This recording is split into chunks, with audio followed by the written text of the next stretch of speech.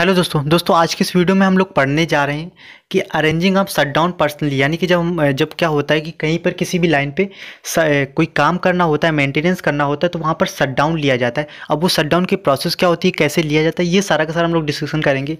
इसके बाद इस वीडियो में हम लोग ये भी डिस्कशन करेंगे कि पेट्रोलिंग क्या होती है, ये सब क्या होता है, यानी कि और जो फॉल्ट होता है उसको कैसे डिटेक्ट किया जाता है, ये सब इस वीडियो में हम लोग बात करेंगे।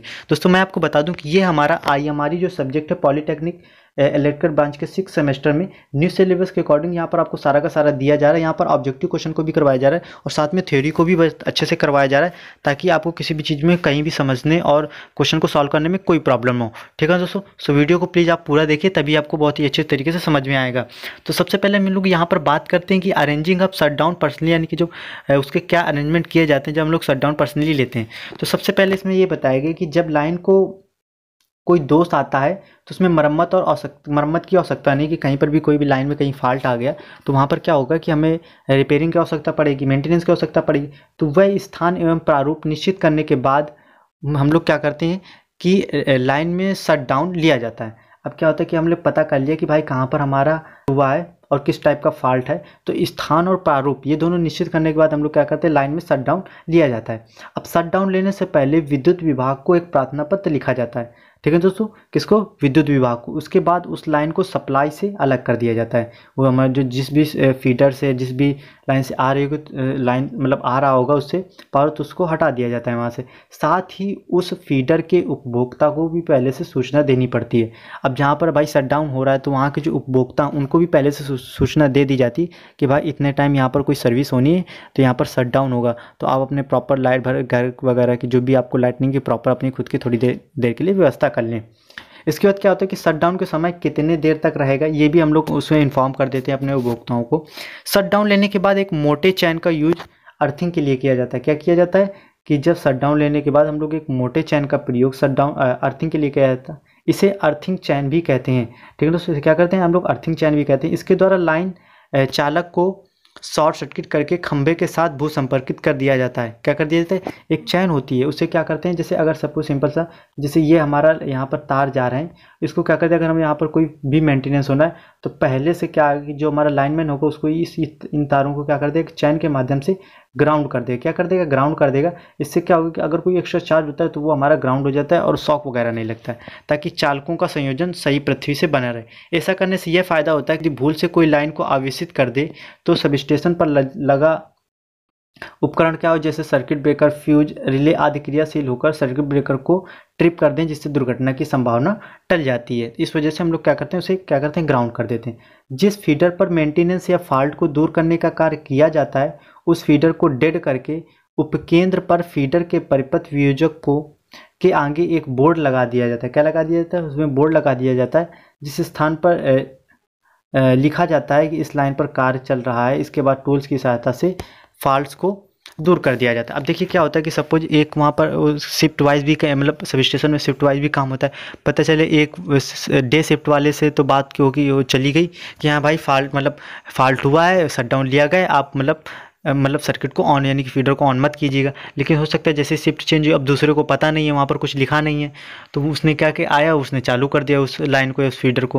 तो इसी वजह से वहाँ पर हम लोग क्या करते थे, एक स्लिप वगैरह भी लगा देते हैं, ताकि उसमें साफ साफ लिखा होता है कि क्या लिखा होता है उस पर लिखा होता है कि इस लाइन पर कार चल रहा है, यानी कि उस फीडर पर कार चल रहा है, अब इसको ऑन ना करें। ठीक है दोस्तों, इसके बाद अब शट डाउन लेने की प्रोसेस क्या है इसके बारे में उसको देखते हैं। तो सबसे पहले जो शट डाउन लेने की प्रोसेस, कि जिस व्यक्ति को शट डाउन लेना होता है, क्या इसमें बताया गया है, इसमें यह बताया गया कि जिस व्यक्ति को शट डाउन लेना होता है वह अपने ऑफिसर को आवेदन पत्र लिखता है। माना वह फॉर्म मतलब वो फॉर्म को भी माना वह फॉर्म ए भरता है, उसके बाद फॉर्म बी भरता है और फिर फॉर्म बी से ऑफिसर इंचार्ज उस व्यक्ति को शट डाउन की अनुमति प्रदान करता है। फॉर्म सी से मरम्मत के पश्चात शट डाउन लेने वाले व्यक्ति का लाइन क्लियर और सर्टिफिकेट भेजता है। यानी कि पहले में तो आपने दे दिया, मतलब पहले आपने एक फॉर्म दिया ए भर के कि मुझे शट डाउन लेना है ऐसे चीज़ें, बी ने ऑफिसर ने क्लियर कर दिया कि हाँ भाई आप शट डाउन ले सकते हैं। और जब प्रॉपर लाइन पूरी सही हो जाती है तो सी नंबर फॉर्म हम लोग भर के देते हैं कि हाँ प्रॉपर लाइन हमारी सही हो गई है। ठीक है दोस्तों, तो इस वजह से कितने फॉर्म होते हैं, इसमें 3 फॉर्म होते हैं। एक तो विद्युत सप्लाई बंद करनी हो, तो दूसरा फॉर्म होता है कार्य करने की आज्ञा लेने हेतु सर्टिफिकेट, और तीसरा होता है line form C, line clear certificate के लिए। यह प्रक्रिया किसके टेलीफोन द्वारा भी की जाती है। जरूरी नहीं कि आप फॉर्म मतलब जाएँ ऑफिशियली, मतलब ऑफलाइन जाएँ दे, तो आप फ़ोन के द्वारा भी इसमें बातचीत हो जाती है कि भाई ऐसे ऐसे काम होना है, ऐसे ऐसे आप कर दीजिए। तो वहाँ पर जो हमारा ऑफिसर होता है, जो बड़ा इंचार्ज होता है, वो भी फ़ोन पे भी आपको परमिशन दे सकता है। इसके बाद इसमें क्या अब अगला इसमें टॉपिक है कि पेट्रोलिंग एवं विजुअल इंस्पेक्शन ऑफ लाइन, यानी कि लाइन का दृश्य परीक्षण। आपने पेट्रोलिंग देखा रात पे जैसे पुलिस पेट्रोल करती है, ऐसे हमारी जो लाइनें होती हैं उनकी भी प्रॉपर पेट्रोलिंग की जाती है। कहीं पर कोई लाइन मतलब टूटने वाली तो नहीं है, कहीं पर कोई खंभा टूटा तो नहीं है, किसी भी कहीं इंसुलेटर तो कहीं ढीला नहीं है, वो तो कहीं मतलब टूट तो नहीं गया। इन सारी चीज़ों को जो देखने के लिए होती है प्रोसेस, पेट्रोलिंग कहलाती है। पेट्रोलिंग लाइन की दृश्य निरीक्षण या पेट्रोलिंग। अब क्या होता है, निगरानी रखने के लिए प्राधिकृत यानी कि ऑथराइज्ड व्यक्ति होते हैं, लाइन की नियमित निरीक्षण किया जाता है, जिसे हम लोग क्या कहते हैं, पेट्रोलिंग कहते हैं, और हिंदी में क्या कहते हैं, गश्त भी कहते हैं। ठीक है दोस्तों। निगरानी रखने के लिए सुरक्षा गार्ड द्वारा किसी भी क्षेत्र की नियमित यात्रा को पेट्रोलिंग कहते हैं, या फिर ऐसे भी कह सकते हैं कि निगरानी रखने के लिए सुरक्षा गार्ड द्वारा किसी भी क्षेत्र की नियमित यात्रा को क्या करते हैं, ओवरहेड लाइन का गश्ती दल द्वारा समय समय पर निरीक्षण किया जाता है, तथा गश्ती दल दृश्य परीक्षण करके मुख्य बातें निरीक्षण नोटबुक में लिखा जाता है। अब जो भी कुछ अगर वहाँ पर कोई प्रॉब्लम होता है, फिर गश्ती जो पेट्रोलिंग वाली टीम है या फिर कोई पेट्रोलिंग कर रहा है, कोई प्रॉब्लम हुई तो उसको क्या कर लेते हैं, मुख्य मुख्य बातों को निरीक्षण नोटबुक पर नोट कर लिया जाता है। ओवरहेड लाइन का पेट्रोलिंग तथा दृश्य परीक्षण दो प्रकार से करते हैं। जो हमारी क्या होती है इसमें बताया कि जो ओवरहेड लाइन होती है उसका पेट्रोलिंग या फिर इंस्पेक्शन है, वो कैसे दो प्रकार से करते हैं। एक तो होता है फ्रॉम ग्राउंड और दूसरा होता है फ्रॉम पोल टॉप पर चढ़कर। एक तो मतलब नीचे नीचे आप देखते चलेगा, फिर दूसरा ये फिर होता है कि आप बहुत ऊंची जगह चढ़ जाएं, वहाँ से आप देख लें। तो क्या होता है पेट्रोलिंग का, अब इसका क्या होता है, तो पेट्रोलिंग के उद्देश्य क्या होते हैं। तो पहला तो एक होता है कि संपत्ति का देखभाल। अब भाई जहाँ पर बहुत बड़ी लाइनें, इतनी सारी लाइनें, अगर उनकी देख रेख नहीं की जाए तो हो सकता है चोर काट के भी ले जाए।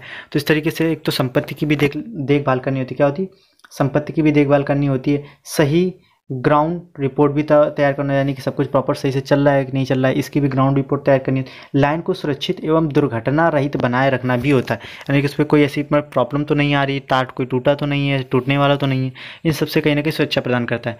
पेट्रोलिंग की जो अवधि होती है वो 3 माह से अधिक नहीं होनी चाहिए, यानी कि 3 माह के अंतर्गत हमारी पेट्रोलिंग एक जरूर होनी चाहिए। दोस्तों इस पॉइंट्स को आपको बहुत ही अच्छे तरीके से याद रखना है। ऐसे ही क्वेश्चन कहीं ना कहीं आपके इसमें ऑब्जेक्टिव टाइप में बनते हैं कि जो पेट्रोलिंग होती है उसकी अवधि 3 माह से अधिक नहीं होनी चाहिए। पेट्रोलिंग द्वारा निरीक्षण के दौरान सही ग्राउंड रिपोर्ट बनाना चाहिए। क्या इसमें बताया कि सही ग्राउंड रिपोर्ट बनाना चाहिए। ठीक है दोस्तों। अब इसमें कुछ पॉइंट्स हैं कि जो पॉइंट्स हमें जो याद रखने हैं पेट्रोलिंग से संबंधित। पेट्रोलिंग फ्रॉम ग्राउंड, जब हम लोग ग्राउंड से पेट्रोलिंग करते हैं तो उस समय आपको कौन कौन सी चीज़ें याद रखनी होती हैं दोस्तों, वो आपको यहाँ पर बताया गया है। ठीक है दोस्तों। तो पहला हमारा ये बताया कि जब पैदल या गश्ती दल द्वारा निरीक्षण करना होता है तो निम्न पॉइंट को नोट करना चाहिए। एक तो पहला तो हमारा है कि खंभों से संबंधित, जब हम लोग जो ग्राउंड से पेट्रोलिंग करते हैं तो पहला हमारा पॉइंट क्या है इसमें ये बताया गया कि खंभों से संबंधित क्या होता है, कि खंभों से संबंधित क्या है कि खंभा तिरछा है, टेढ़ा तो नहीं है, कोई झुकाव वगैरह तो नहीं, खंभे की नींव या फिर तो ऐसा कुछ धस वगैरह तो नहीं गया, खंभों के भूतल पर दरार तो नहीं आ गई है, खंभे के साथ नट बोल्ट ढीला होना, यानी कि कोई नट बोल्ट तो नहीं ढीला, यानी उस पर जो इंसुलेटर लगे होते हैं। ये सारा का सारा हम लोग खंभों से देखते हैं। अब चालकों से संबंधित क्या चीज़ें देखते हैं, तो चालक में पतंग, घोंसला आदि कोई तो ऐसा तो कुछ कोई चीज़ें तो नहीं फंसी हुई हैं। दूसरा नंबर इसमें देखते हैं कि चालकों में झोल ज़्यादा है तो कम तो नहीं है। चालकों के मध्य अनुचित यानी कि उचित अंतराल, यानी कि प्रॉपर जो हमारा गैप है वो है कि नहीं, जैसे ये है कि इनके बीच जो हमारा प्रॉपर गैप है कि नहीं है। इसके बाद चालक की लड़ी का टूटा होना, या फिर चालक की कोई लड़ी वगैरह तो नहीं टूटी हुई है। इसके बाद हमारा अर्थवार से संबंधित क्या करते हैं, अर्थवार से संबंधित देख लेते हैं कि प्रॉपर अर्थिंग वगैरह, कोई अर्थिंग वगैरह तार तो टूटा नहीं है। इसके बाद पेड़ एवं अन्य बाधाओं से संबंधित, यानी कि कोई टहनी वगैरह तो टूट के हमारे लाइन पर तो नहीं गिर गई है। ठीक है दोस्तों। इस तरीके से हम लोग ये देखते हैं। अब कुछ स्पेशल इंस्पेक्शन आते हैं, उनको हम लोग देखते हैं। तो स्पेशल इंस्पेक्शन में क्या आ जाता है, स्पेशल इंस्पेक्शन ये होता है कि जैसे प्रॉपर तो आंधी बरसात तूफान ऐसा तो प्रॉपर रहता नहीं है, देखिए ठीक है अपने यहाँ। तो इस वजह से क्या है, ये स्पेशल इंस्पेक्शन में आता है कि जब कभी भी क्या होता है कि जैसे आंधी है, तूफान है, भारी वर्षा है, चक्रवात है, या फिर तड़ित यानी कि लाइटनिंग है बहुत तेज होती है, तो उसके बाद किया गया निरीक्षण विशेष निरीक्षण कहलाता है। क्या कहलाता है, इसके बाद किया गया निरीक्षण विशेष निरीक्षण कहलाता है। अब ये क्या होता है कि आंधी पानी तो बहुत ज़्यादा मतलब तो आता नहीं है, मतलब कभी कभार ही आता है, तो इसमें इस वजह से इसका जो निरीक्षण होता है उसे हम लोग क्या बोलते हैं, स्पेशल निरीक्षण बोलते हैं। इस चीज़ को आपको याद रखना है। ठीक है दोस्तों। इसमें बताया गया है कि इन प्रकार के निरीक्षण का उद्देश्य उपरोक्त कारणों से हुई क्षति का पता कर लगाना एवं आवश्यक मरम्मत को प्रभावशाली बनाना होता है। यह निरीक्षण भूमि तथा खंभों पर चढ़कर दोनों प्रकार से, यानी कि ये जो निरीक्षण है ये आप किसी तरीके से भी कर सकते हैं, भूमि से पर से भी चढ़कर और खंभों पर भी चढ़कर, यानी कि भूमि से भी खंभों से भी चढ़कर। अब आता है कि localization of fault using megger, यानी कि हम लोग मैगर का प्रयोग करके किस तरीके से फॉल्ट का लोकलाइजेशन यानी कि पता लगाते हैं। तो इसमें बताया गया कि मैगर एक प्रकार का हमारा कैसा हाई रेजिस्टेंस मापने का यंत्र है। ठीक है दोस्तों, कैसा है हाई रेजिस्टेंस मापने का यंत्र है। इसका प्रयोग हम लोग 1 मेगा ओम से अधिक रेजिस्टेंस ज्ञात करने के लिए करते हैं। इसके द्वारा क्या होता है, लीकेज करेंट, इंसुलेशन टेस्ट, अर्थ टेस्ट भी किया जाता है। अब ये देखिए, ये बहुत ही ऑब्जेक्टिव आपके यहाँ से बहुत अच्छे, इससे हम लोग क्या पता कर सकते हैं, लीकेज करंट का भी पता कर सकते हैं, जो हमारा इंसुलेशन टेस्ट होता है उसका भी, और अर्थ टेस्ट इसका भी प्रयोग कर सकते हैं। इसके बाद जो लाइन कंडक्टर होता है, इसमें निम्न प्रकार के फॉल्ट हो सकते हैं। एक तो हमारा अर्थ फॉल्ट भी होता है। कैसे होता है, अर्थ फॉल्ट होता है, शॉर्ट सर्किट और या फिर ओपन सर्किट, ये सारे के सारे हमारे फॉल्ट होते हैं। ठीक है दोस्तों, तो इस तरीके से हम लोग ये देखते हैं। अब इफेक्ट्स ऑफ ओपन और लूज न्यूट्रल मटेरियल। ठीक है दोस्तों, और इसके बाद इसमें क्या, provision for proper their effects on. दोस्तों ये सारे के सारे अब हम लोग जो है अभी जस्ट कंप्लीट करेंगे, और उसके बाद फिर क्या होगा कि हम लोग नेक्स्ट चैप्टर मतलब नेक्स्ट टॉपिक की तरफ मूव करेंगे। तो सबसे पहले इसमें ये बताया गया कि इफेक्ट ऑफ ओपन और लूज न्यूट्रल कनेक्शन है। जो न्यूट्रल कनेक्शन होता है, अगर उसका वो लूज है तो उससे, या फिर हमारा खुल गया है, तो उसका क्या क्या मतलब उसमें क्या क्या इफेक्ट पड़ते हैं। देखिए दोस्तों, ये सारा का सारा जो आपको बताया जाए प्रॉपर अच्छे तरीके से आपके सिलेबस से डिजाइन, ऐसा नहीं कि कुछ भी आपको ऐसे ही बताया जा रहा है। प्रॉपर आपके जो सिलेबस में उसे हर एक पॉइंट्स को यहाँ पर बताया जा रहा है, आपके सिलेबस को कहीं से भी छोड़ा नहीं जा रहा है। ठीक है दोस्तों, सो वीडियो को आप प्लीज़ पूरा देखिए। तो पहला तो इसमें ये बताया कि सिंगल फेज पर किसी भी अप्लायंसेस को चालू करने के लिए न्यूट्रल और फेज दोनों वायर का सही से जुड़ा होना जरूरी होता है। ठीक है ना दोस्तों, क्योंकि न्यूट्रल जो वायर होता है वो सिंगल फेज में सर्किट को पूरा करता है। करंट फेज वायर से न्यूट्रल वायर की तरफ फ्लो होता है। क्या होता है, जो करंट होता है वो फेज वायर से न्यूट्रल वायर की तरफ। इफेक्ट क्या होता है कि एक लूज न्यूट्रल वायर की वजह से कनेक्शन के चारों ओर एबनॉर्मल आर्क उत्पन्न होती है, और आर्क की वजह से न्यूट्रल वायर अनयूजुअली यानी कि बहुत ज़्यादा हॉट हो जाता है, गर्म हो जाता है, जिसकी वजह से इसका इंसुलेशन बर्न हो जाता है। अगर न्यूट्रल वायर खुल जाता है तो कंटिन्यूटी टूट जाती है तथा उपकरण क्या होता है, कार्य करना बंद कर देता है। तो इस तरीके से क्या होता है कि प्रॉपर तरीके से अब क्या इफेक्ट पड़ता है ये बता दें कि यानी कि अगर ढीला हुआ तो टूट गया, यानी कि बहुत ज़्यादा वहाँ पर आर्क उत्पन्न होगी, और आर्क उत्पन्न होने से बहुत ज़्यादा हीट आएगी, और हीट होने से फिर क्या हो जाएगा, कहीं ना कहीं वो वहाँ पर उसका इंसुलेशन वगैरह डैमेज हो जाएगा, और फिर तार टूट गया तो प्रॉपर हमारा जो भी होगा अपना वो जो भी कंटिन्यूटी है वो ब्रेक डाउन हो जाएगी। अब हम लोग बात करते हैं कि provision of service line and their effect on system, यानी कि क्या क्या प्रोविजन करने होते हैं। प्रॉपर जो सर्विस लाइन होती है, सर्विस लाइन क्या होता है, जैसे फीडर होता है, डिस्ट्रीब्यूटर होता है, और फिर होता है सर्विस लाइन, यानी कि जो आपके घर पे आती है, तो वहाँ पर प्रॉपर फ्यूज वगैरह का प्रयोग करना, और इन सब का इफेक्ट क्या पड़ता है सिस्टम पर, उसके बारे में यहाँ पर बात की गई है।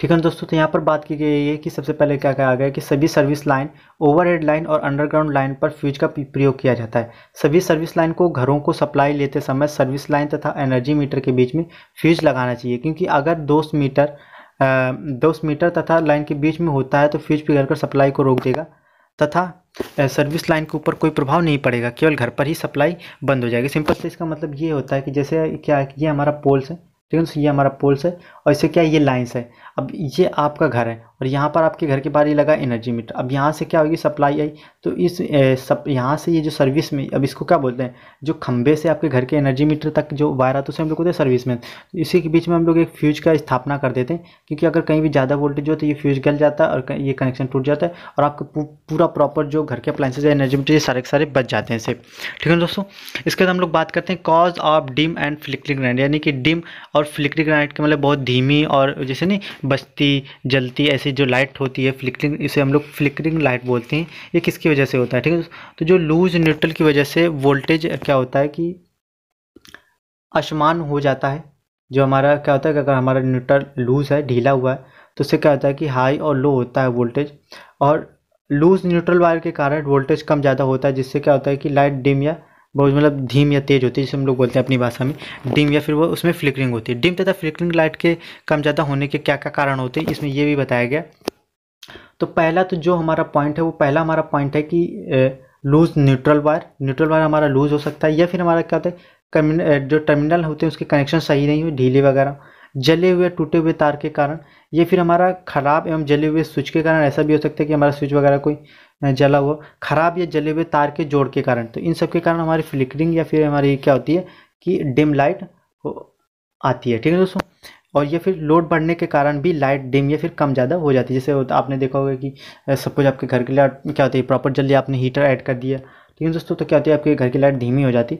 तो कहीं ना कहीं क्या होता है कि लोड बढ़ने से भी लाइट कम या ज़्यादा हो जाती है। तो इस तरीके से आपने देखा कि बहुत हमने हर एक पॉइंट्स को आपके सिलेबस के अकॉर्डिंग बहुत अच्छे से कंप्लीट कर रहे हैं। दोस्तों अगर आपको इसका PDF चाहिए तो प्लीज़ आप हमारे टेलीग्राम चैनल को ज्वाइन कर लीजिए। उसकी जो लिंक है वो डिस्क्रिप्शन पे दिया। अदरवाइज हमारे पॉलिटेक्निक लर्निंग 77, यही हमारे क्या है कि यही हमारे टेलीग्राम चैनल का नाम है, जो हमारे यूट्यूब चैनल का नाम है। ठीक है दोस्तों अगर अभी तक आपने वीडियो को लाइक नहीं किया तो प्लीज़ लाइक कर लिया और चैनल को जरूर सब्सक्राइब करिए और अपने फ्रेंड्स वगैरह में भी वीडियोस को शेयर कीजिए। यहाँ पर आपको ऑब्जेक्टिव क्वेश्चंस और थ्योरी दोनों को बहुत ही अच्छी तरीके से कंप्लीट करो, चाहे वो EDD हो, चाहे IMRE हो, चाहे वो हमारा UEET हो। बहुत ही अच्छे और उम्दा लेवल के आपको यहाँ पर क्वेश्चन करवाए जा रहे हैं। ठीक है ना दोस्तों। और दोस्तों यहाँ पर सेकंड सेम जैसे बेसिक इलेक्ट्रिकल TDP इन सब के भी बहुत अच्छे तरीके से क्वेश्चनों को ऑब्जेक्टिव क्वेश्चन को करवाया जाएगा। ठीक है दोस्तों। तो प्लीज़ अभी तक आपने चैनल को सब्सक्राइब नहीं किया तो प्लीज़ सब्सक्राइब कर लीजिए और वीडियो को लाइक शेयर एंड कमेंट्स करना ना भूलें। अगर कहीं पर कोई भी आपको डाउट्स है तो प्लीज़ कमेंट्स करके बताइएगा। ठीक है दोस्तों। थैंक यू दोस्तों।